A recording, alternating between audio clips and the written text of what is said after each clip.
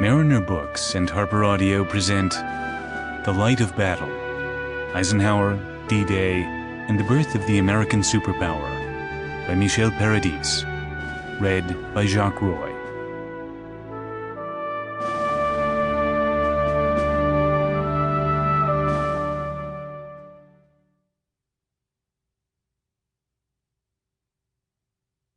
A note before we begin. Don't forget to download the accompanying enhancement PDF from your audiobook provider. It contains maps from the book. To Zelda 14.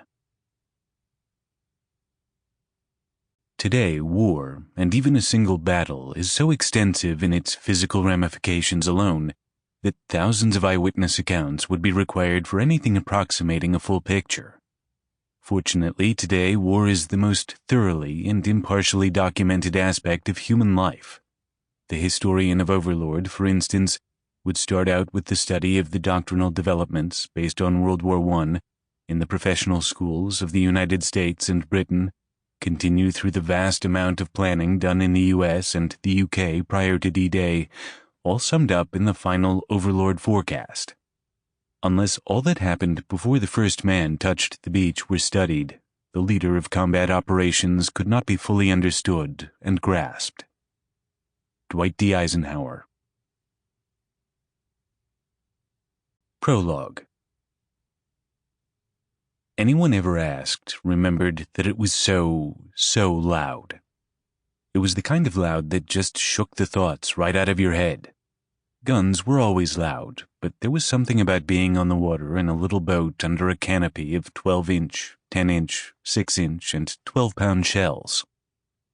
Since before dawn, 4 battleships and 4 cruisers had been pummeling one little strip of the coast, a shrubby cove barely 350 yards across. The cliffs ahead rose about 100 feet above the beach and were still cast in shadow as the sun rose behind them. The cliffs seemed to liquefy under the onslaught, and red clay seeped out in rivulets of dust between the rocks. It was as if the earth itself were bleeding. Then the barrage stopped. Everything was silent. Clouds of red clay thinned into the air, and all was peaceful. The only sounds to disturb the calm of dawn were the nervous shufflings of hundreds of young, cherry-faced men crowded into boats as they headed to shore, and the lapping of the sea. Then there was a shot. A single rifle shot. It splashed into the water next to a boat that was only 100 yards from landfall. The young, cherry-faced men jeered in the evident belief that it had not been luck, but the incompetence of the enemy, or maybe even divine providence, that had directed that bullet harmlessly into the water. It was barely a moment, short enough to flash a contemptuous smile. But then the slumbering cliffs erupted. The sea seemed to boil, spurting up flicks of water with every missed shot as bullets rained back from the cliffs like sleet and overwhelmed whatever shelter that luck or providence might provide. Young, cherry-faced men slumped forward to the right and to the left in their crowded boats. There was nothing dramatic, heroic, or tragic about it. Just a man upright at one glance, slumped forward with a red stain on his shirt at the next. In one boat that almost made it to land, a sergeant major who waxed his mustache into points stood up, took a bad one in the belly, and slumped forward. Next to him, an enlisted looked over the side of the boat, took one above the eyebrow, and slumped forward.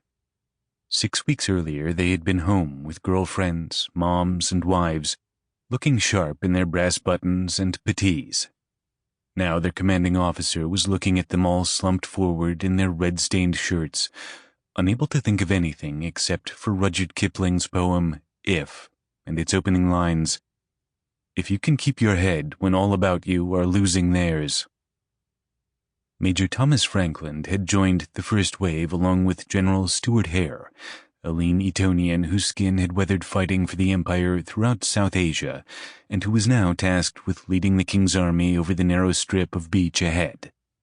Their boat was a few hundred yards back from the vanguard, and though there to lead this battle, Franklin and Hare found themselves helpless to do anything for the young. Sample complete. Ready to continue?